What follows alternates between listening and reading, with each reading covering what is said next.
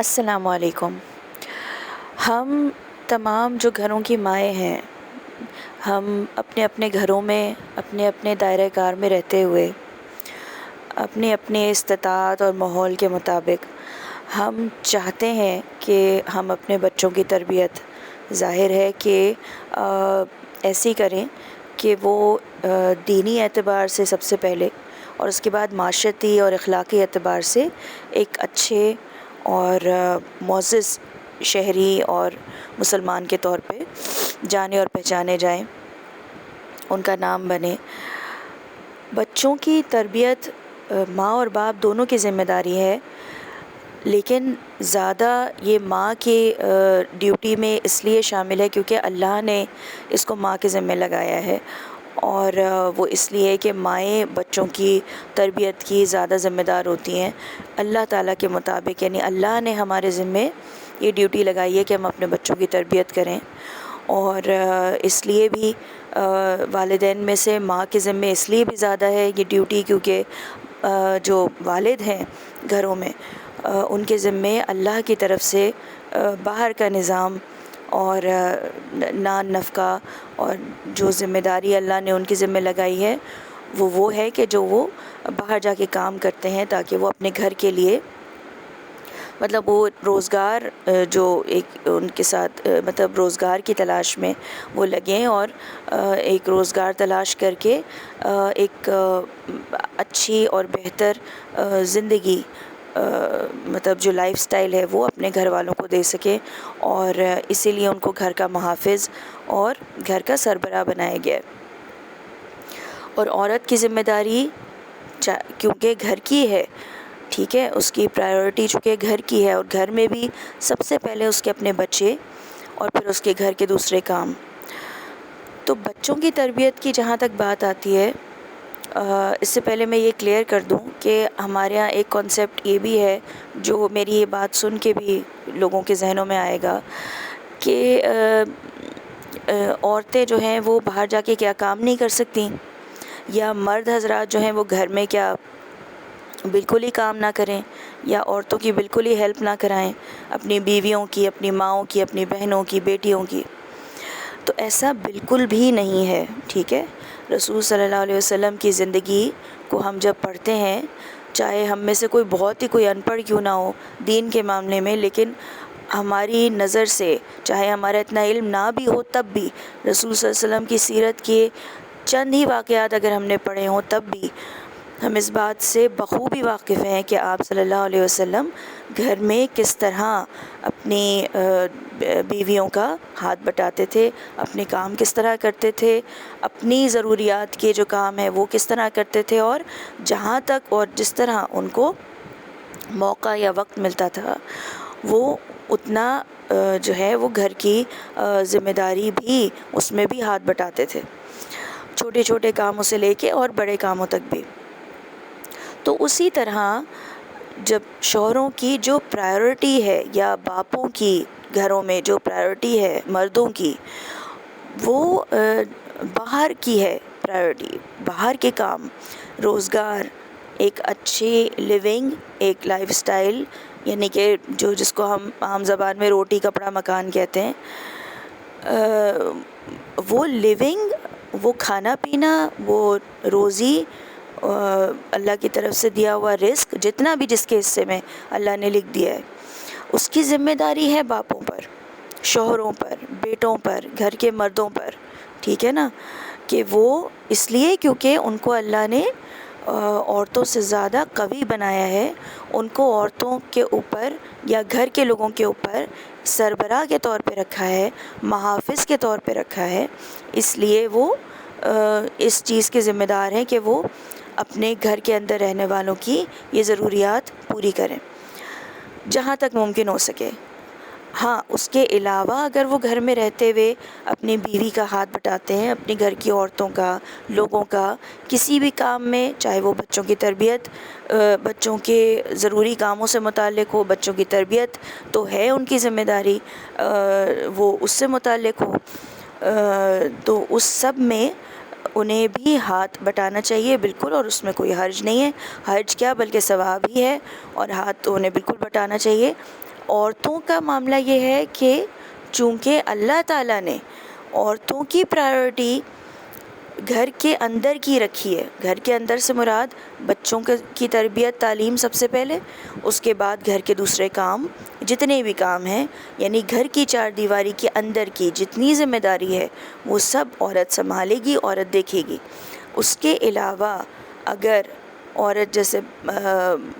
ضرورت مند ہے، گھر میں اس کے کوئی مرد نہیں ہے، یا بالفرض وہ کسی مصیبت کا شکار ہے، یا اللہ نہ کرے کسی پریشانی یا حادثے کا شکار جس کی وجہ سے اس کے گھر میں کوئی جیسے کہنا چاہیے مین پاور نہیں ہے، اور اسے خود کمانا ہے اپنے لیے، اور بعض اوقات اگر شادی شدہ ہے تو اپنے بچوں کے لیے، اگر اسے باہر نکلنا ہے یا گھر کی ضرورتیں پوری نہیں ہو رہی اور وہ اپنے شوہر کے ہاتھ بٹانے کے لیے باہر نکل کے وہ بھی ارن کرتی ہے اور جاب کرتی ہے، حدود شرع میں رہتے ہوئے، اسلامی حدود میں، اسلامی قوانین کے مطابق جائز طریقے سے حلال روزی کمانے نکلتی ہے، اس میں کوئی حرج نہیں ہے. ٹھیک ہے نا، وہ ضرور یا اپنا شوق بھی اگر پورا کر رہی ہے اس پیرائے میں کہ اس سے اس کے گھر والوں کی یا گھر کی یا شوہر کی انکم میں اس کی مدد ہو جائے گی، اور گھر کا جو نظام ہے وہ اچھے طریقے سے چل سکے گا، اور اس کو اس کی ضرورت ہے کہ وہ شوق بھی ہے لیکن اس سے گھر کی ضروریات بھی پوری کرنی ہے، وہ ضرور کر سکتی ہے، اس میں کچھ منع نہیں ہے. لیکن اس کی پرائیورٹی اس کا گھر ہے، ایسی ہی مردوں کی پرائیورٹی باہر کا کام. ٹھیک ہے، یہ چیز کلیئر ہو گئی. اب ہم آتے ہیں کہ جب بچوں کی تربیت ماں اور باپ دونوں کی ذمہ داری ہے، لیکن زیادہ ماؤں کی ذمہ داری ہے، تو اس میں بہت ساری چیزیں ایسی ہیں جو بعض دفعہ جس وجہ سے پھر آگے جا کے ہم بچوں کی جو تربیت میں لیکنگ دیکھتے ہیں، ٹھیک ہے، جو کمی دیکھتے ہیں، اور چاہے وہ اپنے بچے ہوں یا دوسروں کے بچے ہوں یا معاشرے میں پلنے والے بڑے ہونے والے ہماری آنکھوں کے نظروں کے سامنے کے بچے ہوں، جن کی تھوڑی سی تربیت میں کمی کی وجہ سے معاشرہ یا ماحول یا دینی مزاج یا اخلاقیات پہ اثر پڑے. ٹھیک ہے، تو ان چیزوں پہ ہم ذرا پہلے سے اگر غور کر لیں اور فکر کر لیں کہ ہم کہاں غلطی کر رہے ہیں یا کہاں ہمیں کمی ہے، تو ہم اس کو دور کرنے کی کوشش کریں. ٹھیک ہے، یا کوئی ہمیں اگر کسی کے سمجھ میں کوئی بات آ رہی ہے ایز پر تربیت کے پہلو کو لے کے، اور وہ ہمیں کچھ سمجھانا چاہ رہا ہے اس وجہ سے کہ ہم ماں ہوتے ہوئے اس سے فائدہ اٹھا سکیں، اس سے کچھ سیکھ لیں اور اپنے بچوں میں وہ چیز ڈیلیور کر سکیں تاکہ وہ ایک بہتر اور اچھے انسان بن کے اٹھیں، تو میرا خیال ہے کہ اس ایڈوائس کو یا ان باتوں کو سننے میں کوئی حرج نہیں ہے. اور میرا صرف مقصد یہ ہے یہ جو میں نے سلسلہ شروع کیا ہے، میں یہ کرنا چاہ رہی ہوں کہ جو چیزیں مجھے سمجھ میں آ رہی ہیں as a mother, as a woman, اور میں چاہتی ہوں ایز اے مسلم وومن کہ میں وہ باتیں جو تربیت میں میرے بھی آگے میرے بچوں کے لیے رہتی ہیں. میرے ماشاءاللہ سے 4 بچے ہیں، 2 بیٹے ہیں، 2 بیٹیاں ہیں، اور ماشاءاللہ سے ٹین ایج میں بھی ہے. میری بڑی والی بیٹی ٹین ایج میں ہے اور چھوٹا بیٹا ٹین ایج میں آنے والا ہے، اور جو سب سے چھوٹا ہے اور اس سے بڑی جو بیٹی ہے وہ ابھی 10 کے اندر کے ہیں. اور میں یعنی جسے کہتے ہیں نا کہ ہر ایج گروپ میں پھر آپ کو اس کے حساب سے لے کے چلنا پڑتا ہے، تو میں وہ مدر ہوں الحمدللہ کہ میں یہ سوچتی ہوں کہ مجھے اگر بچہ ابھی 7 سال کا ہے تو مجھے اپنے چھوٹے بیٹے کو جو 7 سال کا ہے اس سے مجھے کیسے ڈیل کرنا ہے، کیا کیا سکھانا ہے، اور آگے جو بڑے بچے ہیں ان کو پھر ان کے حساب سے جو چیزیں ان پہ فرض ہو گئی ہیں یا وہ بالغ ہونے کو آ رہے ہیں یا ماشاءاللہ بڑے ہو رہے ہیں، تو لیکن بہت ساری چیزیں مجھے بھی نہیں ہو سکتا ہے پتہ ہوں، اور بالکل ایسا ہوگا کہ بہت ساری چیزیں میرے میں بھی کمی ہے، پتہ نہیں ہے. اور اگر آپ لوگ مجھے اس پہ کوئی بچوں کی تربیت پہ مائیں اگر مجھے کمنٹ کر کے اور ایڈوائز کرنا چاہیں کہ وہ کیا پہلو کس طرح سے اور کیا چیز سکھانے میں سامنے رکھتی ہیں بچوں کی تربیت میں، تو وہ ضرور شیئر کریں میرے ساتھ، اور میں اپنی باتیں آپ لوگوں سے شیئر کروں گی۔ کہنے کا مقصد صرف اتنا ہے، یا ہمارا مقصد صرف یہ ہونا چاہیے کہ ہم ایک دوسرے کو ہیلپ آؤٹ کریں اپنے بچوں کی تربیت میں، جو ہم اپنے گھروں میں رہتے ہوئے اپنے بچوں کی کر رہے ہیں، اور ہمارا فرض ہے کرنا، تاکہ یہ بچے ایک بہت اچھے سلجھے ہوئے مسلمان، پاکستانی اور بہترین اخلاق والے انسان اٹھیں، تاکہ یہ معاشرہ ہمارا، پھر ہم اس معاشرے کو لے کے روئیں نہیں یا افسوس نہ کریں کہ یہ مسلمان معاشرہ اللہ نے ہمیں دیا ہے، آزاد ملک دیا ہے، مسلمان ملک دیا ہے، لیکن ہم اس کی نہ قدر کر پا رہے ہیں، نہ اس میں ہم وہ معاشرہ یا وہ جھلک دیکھ پا رہے ہیں کہ جو ہمارا خواب ہے، یا ہماری جیسے کہنا چاہیے ہماری ایک امید ہے کہ مسلمان معاشرے کو جیسا ہونا چاہیے، یا جیسا رسول صلی اللہ علیہ وسلم نے ہمیں تعلیم دی ہے، ہم اس یعنی اس تک پہنچنا تو کیا، ہم ابھی وہ پہلی سیڑھی بھی نہیں چڑھ پا رہے ہیں کہ ہم اپنے معاشرے کو اصلاح کر سکیں۔ بچوں کی تربیت کے حوالے سے جو سب سے پہلی چیز جس سے مجھے جسے کہنا چاہیے کہ واسطہ پڑا، جب بچے تھوڑا سا ہوش سنبھالنے والے ہوئے، جو مین چیز جس سے آپ کو ٹیکل کرنا تھوڑا سا امتحان لگتا ہے، وہ ہے جھوٹ۔ کہ بچے جھوٹ بہت جلدی بولتے ہیں، اور جھوٹ بولتے ہیں وہ اپنے بچاؤ کے لیے، ظاہر سی بات ہے کہ ہمیں ڈانٹنا پڑے، اور چاہے انہوں نے کتنا ہی کوئی بلنڈر کر دیا ہو، یا کوئی چیز توڑ دی ہو، یا کوئی چیز غلط کر دی ہو، ان کو یہ ہوتا ہے کہ ہم جھوٹ بول کے بچ جائیں۔ اس میں ہم تھوڑا سا اگر یہ سوچ لیں کہ جب بچہ جھوٹ بول رہا ہے، ایک چھوٹی سی ٹپ یہ ہے جو میں نے آزمائی ہوئی ہے، اور جو مجھے بہت اچھی طرح پتہ ہے کہ مطلب میں نے آگے اس کو پھر ظاہر دیکھا بھی، اس کا رزلٹ بھی دیکھا، اور مجھے بہت فائدہ ہوا اس چیز سے۔ میں چاہتی ہوں کہ میں آپ لوگوں کو بتاؤں کہ جھوٹ بولنے پہ نا ہمیں پتہ چل جاتا ہے، ماں ہونے کے ناطے یا باپ ہونے کے ناطے، اللہ کے حکم سے یہ پتہ چل جاتا ہے کہ بچہ جھوٹ بول رہا ہے۔ تو اس کو کاؤنٹر کرنے کا ایک بہترین طریقہ یہ ہے کہ آپ اس کو ڈانٹیں نہیں، فوراً آپ اس کو ڈانٹیں نہیں، اس سے آرام سے پوچھیں بٹھا کے کہ اگر کیا ہے تو بتا دیں تو آپ کو ثواب ملے گا، ٹھیک ہے نا۔ یہ وہ چیزیں ہیں، وہ جملے ہیں جو باقاعدہ میں نے کیا ہے اپنے بچوں کے ساتھ، اور ماشاءاللہ بچے اس سے سیکھے ہیں، مطلب کہ انہوں نے نا جو جھوٹ بولنے کی عادت ہے اس کو کاؤنٹر کیا میرے مطلب دیکھتے دیکھتے، اور مجھے بہت خوشی ہوئی اس چیز پہ کہ میں اور میرے ہسبینڈ دونوں کہ ہم لوگ اس میں کامیاب ہوئے۔ اور بہت امپورٹنٹ چیز ہے کہ تربیت کے معاملے میں ہسبینڈ اور وائف جو ہیں وہ ایک ہی پیج پر ہوں، یہ بھی بہت امپورٹنٹ بات ہے، ٹھیک ہے نا۔ آپ میں مینٹل کمپیٹیبلٹی ہو کہ آپ دونوں ہی ایک پیج پر ہوں، یہ نہیں کہ ایک جو ہے وہ جب ظاہر ہے بچوں سے محبت کے چکر میں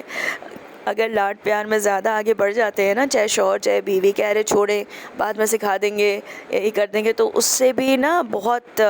رکاوٹیں آتی ہیں، اور پھر بچہ سیکھ نہیں پاتا صحیح سے کہ اماں کچھ کہہ رہی ہیں اور ابا کچھ کہہ رہے ہیں۔ تو آہستہ سے پوچھنے میں بٹھا کے پوچھیں کہ اگر آپ جھوٹ بول رہے ہیں یا اگر آپ غلط بیانی کر رہے ہیں، چاہے وہ بیٹا ہو چاہے بیٹی، اس کو کانفیڈنس دیں کہ اگر وہ سچ بول دے گا یا بتا دے گا کہ وہ جھوٹ بول رہا ہے اور اس نے وہ کام کیا ہے یا وہ غلطی کی ہے، تو ہم اس کو نہیں کہیں گے کچھ، ہم اس کو نہیں ڈانٹیں گے، ہم اس کو پیار کریں گے، اور آئندہ کے لیے نصیحت کر دیں گے کہ آئندہ کچھ بھی کیا ہو سچ بول دینا، اور یہ جو کام کیا تھا یہ بہت غلط تھا، لیکن ہم پھر بھی ڈانٹیں گے اس لیے نہیں کہ آپ نے سچ بولا ہے، اور آپ نے اللہ کو بھی خوش کیا ہے، ہمیں بھی خوش کیا ہے۔ آپ یقین کریں کہ میں اپنے ایکسپیرینس بتا رہی ہوں کہ میرے بچوں میں یہ چیز تھی، لیکن میرے اور میرے ہسبینڈ کے یہ کرنے سے ہم نے ایک دن دو دن گزارے ہیں اس کے اوپر کہ ہم آہستہ آہستہ، اور پرائیویسی میں بھی پھر بیٹھ کے ہم بات کرتے تھے کہ وہ بچہ جو ہمیں لگ رہا ہے قصوروار ہے اور وہ نہیں بتا رہا، ہم اس کو اکیلے کمرے میں لے کے بیٹھے ہیں اور ہم نے پوچھا ہے کہ ہمیں کان میں بتا دو یا ہمیں الگ سے بتا دو، ہم کسی کو نہیں بتائیں گے کہ تم نے کیا ہے۔ مطلب یہ وہ چیزیں ہیں جو کانفیڈنس دیتی ہیں بچے کو کہ اچھا امی ابو ہمارے دوست ہیں اور وہ ہمیں ڈانٹیں گے نہیں، صرف اس بات پہ کہ ہم جھوٹ نہ بولیں، جھوٹ بہت بڑا گناہ ہے، تو ہم سچ بول لیں۔ تو اس سے الحمدللہ اتنا فائدہ تو ہوا کہ اور یہ فائدہ بہت بڑا ہے، ظاہر سی بات ہے۔ وہ پھر یہ چیزیں وہ ہیں کہ آپ جب سکھاتے ہیں تو وہ لائف ٹائم ہو جاتی ہے نا، کہ آپ کو پھر جب چھوٹی عمر میں یہ چیزیں سیکھنے کو مل رہی ہیں، پھر آپ زندگی بھر ان چیزوں پہ قائم رہتے ہیں۔ اسی لیے بچپنے میں سکھانے کا حکم ہے ہر چیز کا۔ یہ بچپن سے ٹریننگ اسی لیے شروع ہو جاتی ہے کہ پھر آہستہ آہستہ جوان ہونے تک اور پھر میچور ایج میں اور پھر اس کے بعد جب آپ کی لیٹر ایج آتی ہے تو آپ پھر ان چیزوں میں پکے ہوئے ہوتے ہیں۔ تو اسی لیے جوانی میں آپ کسی کو ٹرین کریں وہ زیادہ مشکل ہوتا ہے بنسبت بچپنے میں اس کو سکھانا۔ تو آج ہم نے جھوٹ پہ بات کی ہے، انشاءاللہ آئندہ بھی میں اپنی آڈیوز میں اسی طرح آپ لوگوں کے ساتھ شیئر کروں گی مختلف چیزیں کہ ہم کون کون سی چیزیں ہیں جو بچوں کو اپنے طریقے ایسے بنائیں کہ جس سے ہم انہیں سکھائیں۔ سکھانا تو ہر ماں باپ چاہتے ہیں، ٹھیک ہے نا، لیکن ہو سکتا ہے بعض دفعہ کچھ چیزوں میں میری کچھ طریقے غلط ہوں سکھانے کے، آپ کے کچھ طریقے ایسے ہوں جن میں میں آپ کو ہیلپ آؤٹ کر سکوں۔ تو ہم انشاءاللہ آئندہ اس پہ بات کرتے رہیں گے، اور چیزیں بھی میں ہائی لائٹ کروں گی۔ بہت چیزیں ہیں بچوں کی تربیت پہ، تو ہم سب ماؤں کو پتہ ہے کہ یعنی ہم اینڈ لیس باتیں کر سکتے ہیں۔ بس اللہ تعالیٰ سے یہی دعا ہے کہ وہ ہمارے بچوں کو بھی صحیح ٹریک پہ رکھے، ہدایت پہ رکھے، ہم سے وہ کام لے لے اور ہم ہمارے بچوں سے بھی وہ کام لے لے جیسا اللہ تعالیٰ چاہتا ہے۔ ٹھیک ہے، تو انشاءاللہ اس پہ آئندہ مزید بات ہوگی۔ السلام علیکم۔